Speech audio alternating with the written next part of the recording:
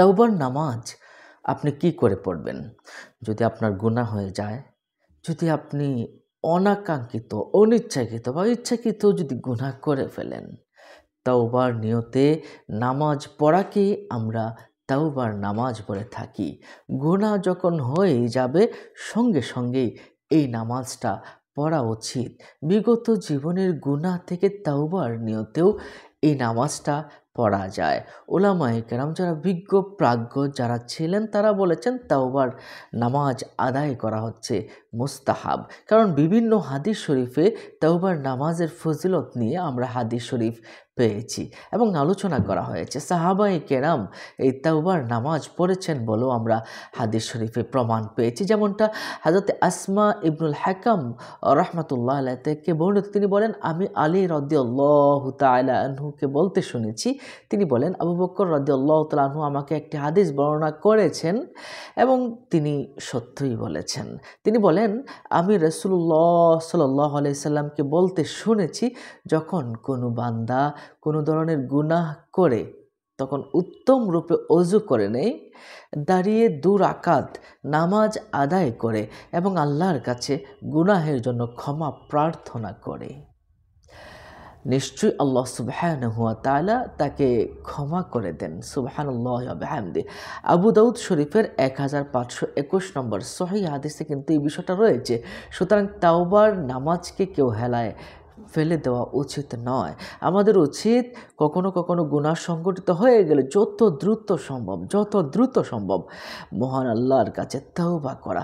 আল্লাহ পাক তাওবা করার জন্য, তাওবা গ্রহণ করার জন্য বসে আছেন। যদি কায় মনোবাক্যে মনের সবটা উজাড় করে দিয়ে আল্লাহর কাছে চোখের পানিগুলো ছেড়ে দিয়ে তওবা করা যায়, তাহলে কিন্তু আল্লাহ সুবহানাহু ওয়া তাআলা তওবা কবুল করবেন। তাহলে প্রথম হলো ভালো করে ওযু করা, দ্বিতীয় হলো ২ রাকাত নামাজ আদায় করা। নামাজ কিভাবে পড়বেন আমরা জানাবো। তাওবা করার কিছু সময়সীমা রয়েছে। ৩টা মুহূর্ত আসার আগে আল্লাহ পাক রব্বুল আলামিন বান্দার তওবা কবুল করেন। তার আগে কিন্তু তওবা করতে হবে। কিন্তু এইগুলো আসার পরে তওবা কি হয় না? কবুল হয় না।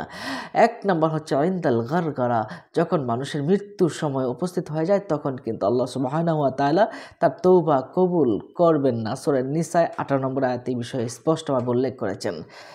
আরেকটা বিষয় হলো আযাব চলে এসেছে। যখন আযাব চলে এসেছে এই মুহূর্তে তওবা করা আল্লাহ পাক গ্রহণ করেন না। সূরা মুমিনুনের ৮৫ নম্বর আয়াতে আল্লাহ পাক রব্বুল আলামিন বলেছেন।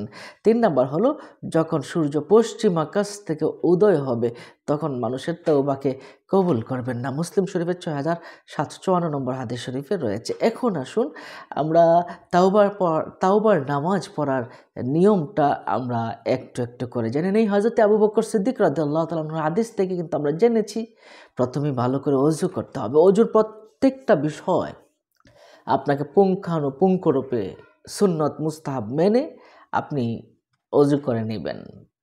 তারপর একাগ্র চিত্তে একদম মনের খুশু-খুজু নিয়ে একদম আল্লাহর সামনে নতজানু হয়ে আল্লাহকে ভয় করে, আল্লাহ গো, জীবনে তো আমি ভুল করে ফেলেছি, আল্লাহ আমি নামাজ পড়ছি ২ রাকাত, এই ২ রাকাত নামাজ তুমি কবুল করো। আর যারা আপনারা আরবিতে পড়তে চান আরবিতে পড়তে পারেন। নাওয়াইতু নুসাল্লি লিল্লাহি রাকাতাই সালাতিত তাওবা মুতাওয়াজ্জিহান ইলা জিহাতিল কাবাতি শরীফাতি, আল্লাহু আকবার। যারা বাংলাতে পড়বেন আমি তাওবার নিয়তে ২ রাকাত নামাজ আদায় করছি, বাস হয়ে যাবে। এরপরে যথারীতি আল্লাহু আকবার বলে আপনি সানা পড়বেন সুবহানাকাল্লাহুম্মা বিহামদিকা ওয়া তাবারাকা ইসমুকা ওয়া তাআলা জাদ্দুকা ওয়া লা ইলাহা গায়রুক, যথারীতি। তারপর সূরা ফাতিহা পড়বেন। সূরা ফাতিহার পরে আপনি যে কোনো সূরা, যে সূরা পারেন আপনি সেই সূরা আপনি পড়ে নেবেন। নির্দিষ্ট কোনো সূরা নেই, যে কোনো সূরা দিয়ে তাওবার নামাজ পড়া যায়। এই নামাজের ওযু এবং নামাজের মাঝখানে কোনো রকম দুনিয়াবি কথা বলবেন না। কোনো রকম দুনিয়াবি কথা না বলাটাই হচ্ছে উত্তম।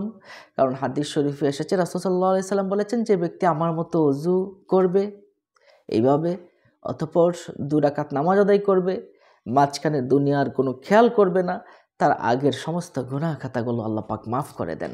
বুখারী শরীফের ১৫৯ নম্বর হাদিস শরীফে কিন্তু এই বিষয়টা এসেছে। সম্মানিত দর্শক ও শ্রোতা, নামাজ শেষে কি করতে হবে? নামাজ শেষে আল্লাহ পাক রব্বুল আলামিনের তাসবিহ পড়বেন, আলহামদুলিল্লাহ, সুবহানাল্লাহ, আলহামদুলিল্লাহ, ওয়া লা ইলাহা ইল্লাল্লাহু আল্লাহু আকবার, সুবহানাল্লাহি আলহামদুলিল্লাহ, ওয়া লা ইলাহা ইল্লাল্লাহু আল্লাহু আকবার। এরপর দুরূদ শরীফ পাঠ করবেন, আল্লাহুম্মা সাল্লি আলা সাইয়্যিদিনা মাওলানা মুহাম্মদ সাল্লাল্লাহু আলাইহি ওয়া আলা আলিহি ওয়া সাহবিহি ওয়া বারিক ওয়া সাল্লাম, অথবা যে দুরূদ পারেন। অতঃপর আল্লাহর কাছে তওবার শ্রেষ্ঠ একটা দোয়া আছে, আস্তাগফিরুল্লাহ তো পড়বেনই, এরপরে শ্রেষ্ঠ একটা দোয়া আছে। এই দোয়াটার নাম হলো সাইয়্যিদুল ইস্তিগফার। এটা আপনারা এভাবে পড়বেন। যারা আরবিতে না পড়তে পারবেন তারা শুধু আস্তাগফিরুল্লাহ পড়লে হয়ে যাবে। আর যারা আরবিতে পড়তে পারবেন এভাবে আমার সাথে পড়বেন, আল্লাহুম্মা আনতা রব্বি লা ইলাহা ইল্লা আনতা খলাকতানি ওয়া আনা আলা আবদুকা আবদুকা ওয়া আনা আলা আহদিকা ওয়া ওয়া'দিকা মাস্তাতা'তু আউযু বিকা মিন শাররি মা সানা'তু আবু'ু লাকা বিনি'মাতিকা আলাইয়া ওয়া আবু'ু বিযামবি ফাগফিরলি ফাইন্নাহু লা ইয়াগফিরুয যুনুবা ইল্লা আনতা। আমি আবারও বলছি, দেখুন, এখন আপনারা একটু গভীর মনোযোগ দিন। আল্লাহুম্মা আনতা রব্বি লা ইলাহা ইল্লা আনতা খলাকতানি ওয়া আনা আবদুকা ওয়া আনা আলা আহদিকা ওয়া ওয়া'দিকা মাস্তাতা'তু আউযু বিকা মিন শাররি মা সানা'তু আবু'ু লাকা বিনি'মাতিকা আলাইয়া ওয়া আবু'ু বিযামবি ফাগফিরলি ফাইন্নাহু লা ইয়াগফিরুয যুনুবা ইল্লা আনতা। এই তওবার দোয়াটা পড়বেন।